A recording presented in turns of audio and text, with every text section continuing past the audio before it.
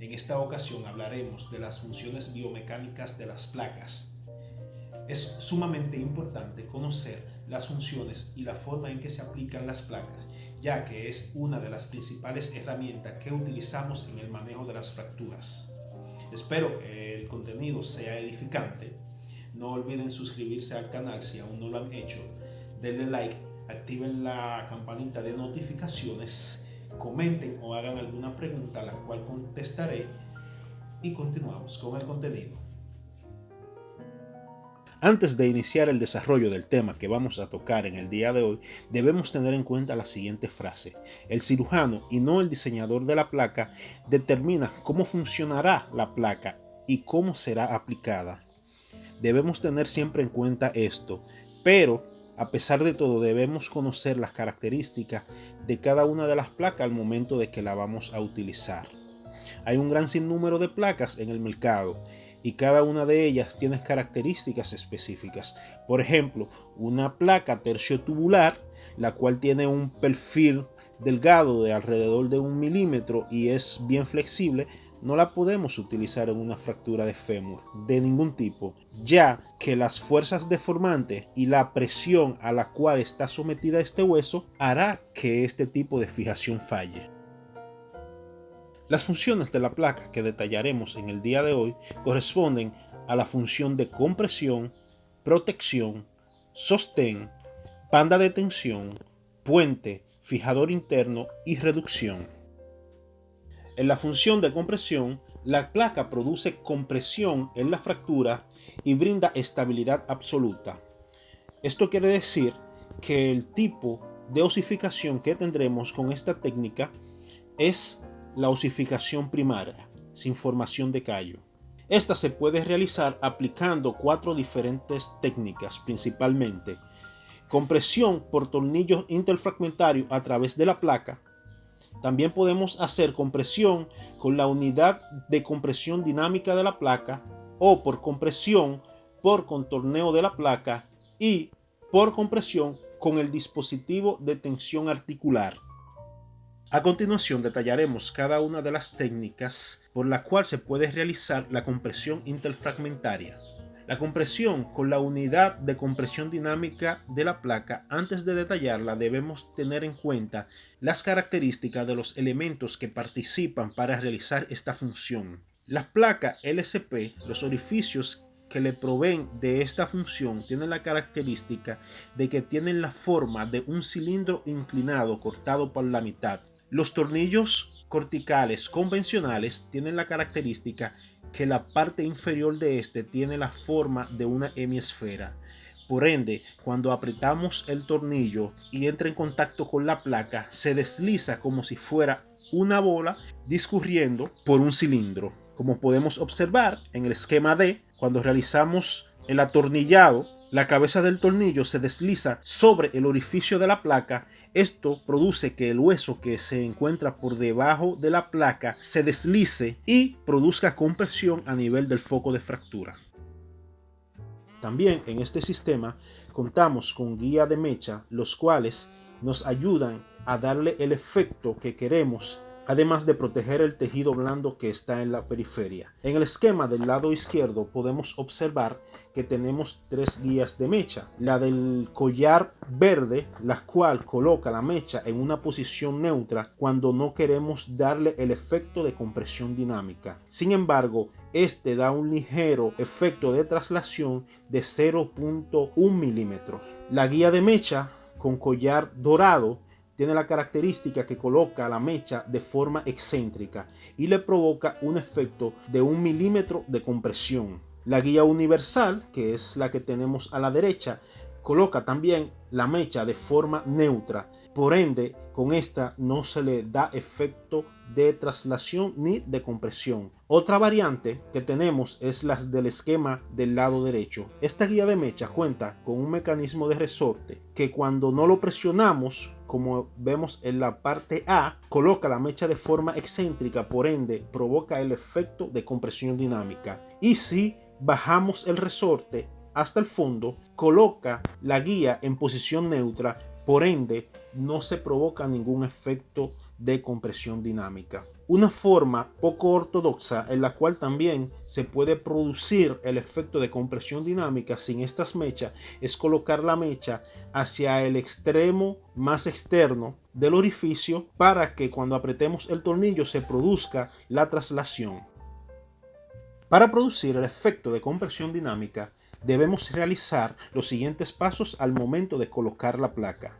En primera instancia, fijamos los dos extremos del foco de fractura con dos tornillos en cada uno de los lados del foco de fractura. Colocamos un tercer tornillo. Antes de apretar completamente el último tornillo colocado, debemos liberar el mismo tornillo que se encuentra de este lado. Luego apretamos completamente el tercer tornillo que colocamos para que se produzca la traslación y por último apretamos el tornillo que habíamos flojado anteriormente. Esto provocará que la placa se deslice y le provoque la compresión interfragmentaria. Cuando tenemos fracturas con separación de 1 a 2 milímetros, sobre todo en huesos grandes como el caso del fémur, nos vemos en la necesidad de producir la compresión con el dispositivo de tensión articular, que es este que podemos observar aquí, el cual se ancla al hueso con una de sus patas y con la otra se ancla a la placa para producir el efecto. Con este instrumental podemos dar más de 100 kilopondios de compresión interfragmentaria. Para realizar el efecto de compresión entre los fragmentos con este dispositivo, procedemos a realizarlo de la siguiente forma. En primer lugar, fijamos la placa en uno de los fragmentos fracturarios, preferiblemente con dos tornillos. En el lado contralateral, fijamos el dispositivo con un tornillo que se ancla a la cortical del hueso y en otro de sus lados se ancla a la placa. Procedemos a producir el efecto de compresión al girar la tuerca del dispositivo. Por último, fijamos este extremo fracturario con los tornillos deseados.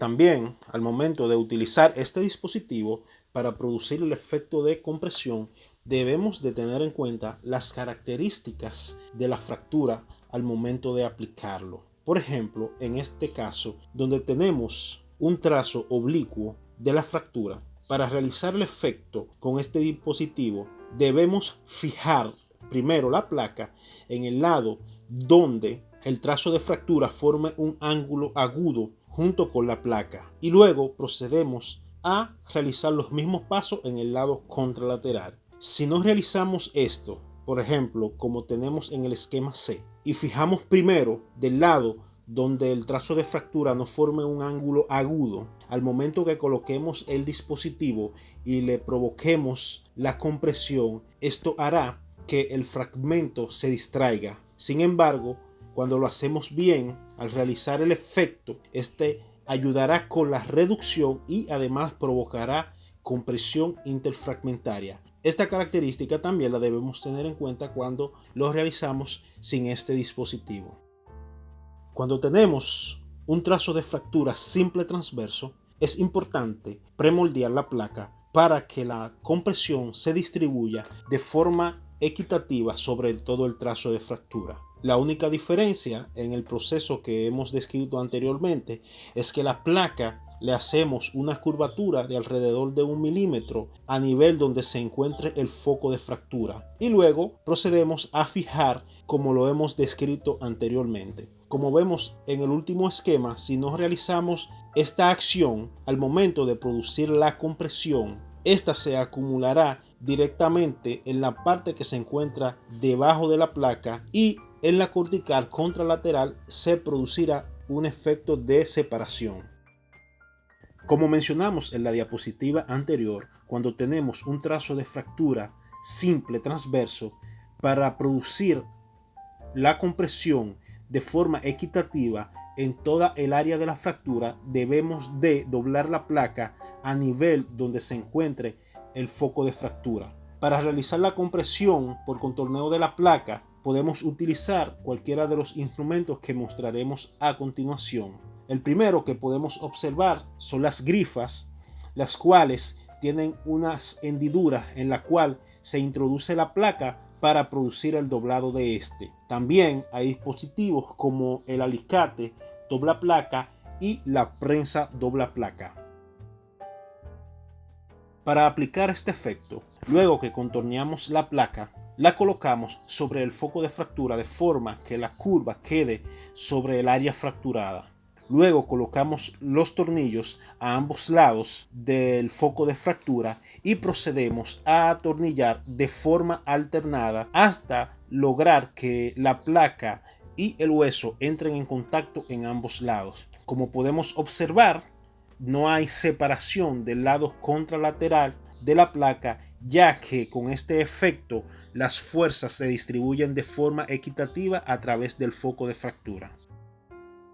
Cuando tenemos un trazo de fractura que es oblicua, espiroidea o en cuña, como podemos observar en este esquema, debemos realizar la compresión por tornillos interfragmentarios a través de la placa en esta área de la fractura. Debemos colocar un tornillo interfragmentario siempre que sea posible. Para realizar el efecto de compresión interfragmentaria con un tornillo a través de la placa, lo primero que debemos hacer es colocar la placa de forma tal que nos permita colocar un tornillo que quede perpendicular con el trazo de fractura. A continuación, fijamos ambos extremos fracturarios con un tornillo.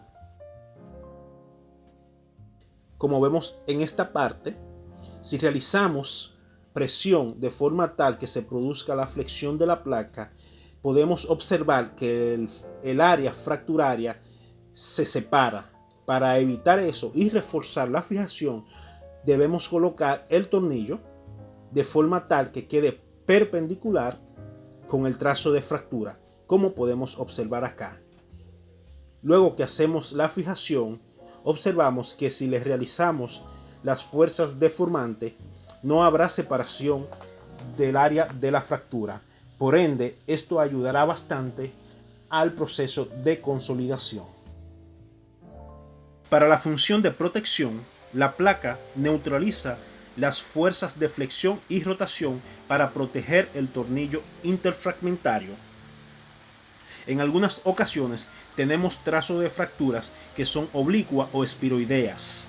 Bajo esta circunstancia, como mencionamos anteriormente, lo mandatorio es colocar tornillos interfragmentarios con técnica de canal liso, canal roscado. ¿Qué sucede?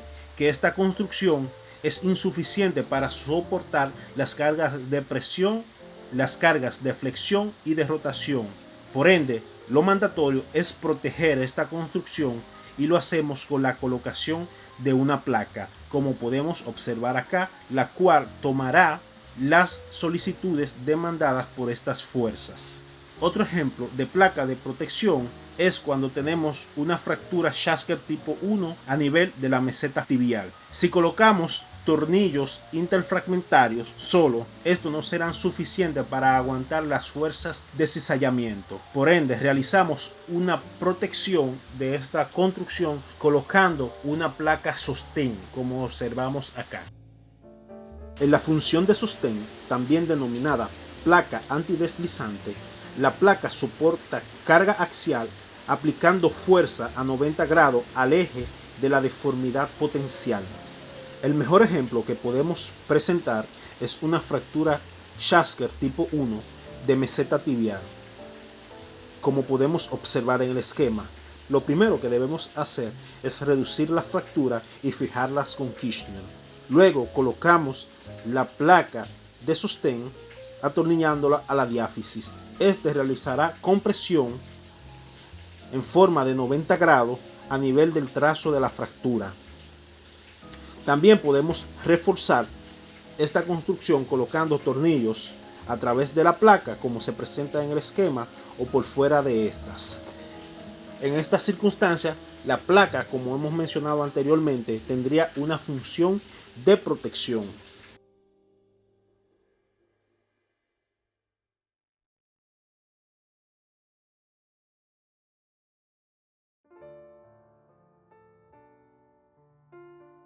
En algunas ocasiones podemos utilizar la placa sin tornillos, como podemos observar en este esquema, la cual a la vez ayudará a mantener la reducción y fijarla con otros medios. La función de banda de tensión, también conocida como principio de tirante, introducido por Frederick Powers, razón por la cual en ocasiones se le denomina también como Powers. A razón de esta función tenemos el siguiente dicho: todo hueso sometido a una carga excéntrica es solicitado en flexión. La placa se coloca en la cortical de tensión de un hueso fracturado, la cual convierte la fuerza de tensión en fuerza compresiva en la cortical opuesta al implante. Para aplicar esta función debemos de cumplir con los siguientes principios. El hueso debe de tener carga extrínseca. Esto quiere decir que el eje de carga debe ser diferente al eje anatómico. Como podemos observar en el esquema A, el fémur, su eje de carga se encuentra medialmente al eje anatómico. Por ende, la cortical medial es sometida a compresión y la cortical lateral es sometida a tensión. En el esquema B podemos observar cómo se comportaría una fractura a nivel del fémur, donde la parte medial se aproxima por la compresión que recibe, mientras que la parte lateral se separa por el efecto de la tensión. El siguiente principio es que la placa debe ser colocada en la cortical de tensión. Como podemos observar en el esquema C, la placa fue colocada en la cortical lateral, que es la de tensión, la cual suele tener una forma convexa para que pueda transferir las cargas hacia la cortical contralateral. El siguiente principio es que la placa debe soportar la carga de tensión. Esto quiere decir que la placa debe ser lo suficientemente resistente a las fuerzas a las cuales será sometida. Por ejemplo, en el fémur, la placa más idónea es una LCP de 4.5 de perfil ancho, la cual es lo suficientemente resistente para soportar las cargas. El siguiente principio es que la cortical opuesta debe resistir las fuerzas compresivas. Esto quiere decir que la cortical de compresión debe tener una reducción anatómica y no debe tener ningún grado de conminución para que funcione como contrafuerte o sostén para las fuerzas de compresión que va a recibir. En el esquema D podemos observar lo que sucedería si colocamos la placa en la cortical de compresión. Bajo esta situación, la placa recibiría toda la carga y la cortical lateral provocaría que el foco de fractura se separara. En el esquema E podemos observar qué sucedería si la cortical medial estuviera conminuta. Bajo estas circunstancias no pudiese soportar las cargas de compresión, por ende las fuerzas serían transmitidas completamente hacia la placa y esto predispone a que la construcción falle. En la función de puente, la placa provee estabilidad relativa al fijar los dos fragmentos principales y el área de la fractura se deja intacta. Como provee estabilidad relativa, el tipo de osificación que tendremos es secundaria, con la formación de callo. Se utiliza para no afectar la biología de una fractura compleja multifragmentaria y para minimizar el daño a las partes blandas. Como no afectamos los fragmentos de la fractura, estos no se desperiodizan, por ende no se desvitalizan y esto ayuda a que el proceso de osificación continúe adecuadamente. Se restablece de forma indirecta la longitud, reducción axial y rotación externa. Para utilizar esta función debemos aplicar los siguientes principios. Colocar placas largas con pocos tornillos. Para las fracturas multifragmentarias se debe utilizar una placa de más de 3 veces la longitud del área de la fractura. Para fracturas de trazos simples se utiliza una longitud de 8 a 10 veces la longitud del área de la fractura. Se debe utilizar una relación de tornillos y orificios de la placa de menos de 0.5. Para detallar esta parte, debemos conocer el término densidad de tornillo. Esto se refiere a la cantidad de tornillo en relación a la cantidad de orificios que tiene una placa. En el esquema de la derecha, donde tenemos representada una fractura multifragmentaria de tercio distal de tibia, podemos observar que se coloca una placa 3 veces la longitud del área de la fractura. Esta es una placa de 14 orificios. En el tercio proximal podemos observar que se utilizan 3 tornillos en relación a 6 orificios que hay en esta área. Por ende, la densidad de tornillo es de un 50%. En el tercio medio no hay colocación de tornillos. en una relación de 6 orificios. Por ende, la densidad de tornillo es de un 0%. En el tercio inferior se colocan 3 tornillos con una cantidad de orificio de 4. Por ende, esto sería igual a un 75%. En algunas ocasiones no se puede cumplir a cabalidad lo mandatorio por la configuración y el área de la fractura, pero si podemos observar, la cantidad de tornillos que está colocada en esta construcción es de 6 tornillos en relación a 14 orificios. Esto daría una densidad de tornillos de un 43%. Esto ayuda a maximizar la estabilidad de la construcción al aumentar el brazo de palanca y distribuir de forma más adecuada la tensión sobre los tornillos. Otro principio que debemos cumplir es dejar de 2 a 3 orificios libres a nivel del foco de la fractura. Para hablar de esto debemos conocer el término longitud de trabajo de la placa. La longitud de trabajo de la placa es la distancia que hay entre los 2 tornillos que se encuentran a la periferia del foco de fractura. Para detallar esto, podemos ver los esquemas que están inferior y hacia la izquierda. En los primeros esquemas podemos observar en esta fractura de trazo simple una longitud de trabajo sumamente corta. ¿Qué sucede? Que cuando sometemos a las tensiones este tipo de fractura, al tener una longitud de trabajo sumamente corta, la presión la cual soporta este estrecho tramo es mucho más elevada. En los esquemas de la derecha, donde vemos una fractura multifragmentaria, podemos observar que la longitud de trabajo es mucho más larga y por ende, cuando se le aplican las diferentes fuerzas, al tener un área de trabajo mucho mayor, las fuerzas de tensión se distribuyen mucho mejor y por ende le da más resistencia a la placa y está menos predispuesta a la fatiga. La función de fijador interno no es una función que podemos observar descrita de forma individual. Esta es una propiedad que observamos cuando leemos sobre las placas de compresión y de bloqueo, LSP por sus siglas en inglés. Como los tornillos se bloquean con la placa, obtienen estabilidad angular y se comportan como si fuera un fijador externo. Brindan estabilidad relativa. En palabras llanas, es como si pusiéramos un fijador externo, pero que está por debajo de la piel. Por ende, sus propiedades biomecánicas son las mismas. Esta característica la podemos observar principalmente cuando hacemos una fijación utilizando la función de placa puente, donde lo mandatorio es la utilización siempre de tornillos de bloqueo. Pero ¿qué sucede? En otras circunstancias, como podemos ver en el esquema de la parte inferior izquierda, tenemos una fractura donde por más que contorniemos la placa, si la fijamos con tornillos convencionales, este hará que el foco de fractura se distraiga porque adhiere el hueso hacia la placa. Como podemos observar en los últimos esquemas de esta misma gráfica, bajo esta circunstancia lo mandatorio es hacer una reducción del foco de fractura y fijar el hueso utilizando tornillos de bloqueo, lo cual no produce compresión dinámica ni produce el desplazamiento del foco de fractura al adherir el hueso a la placa. Otro ejemplo que podemos observar para la utilización de este tipo de función es en las fracturas de tibia a nivel metafisarario como son las Schasker 6.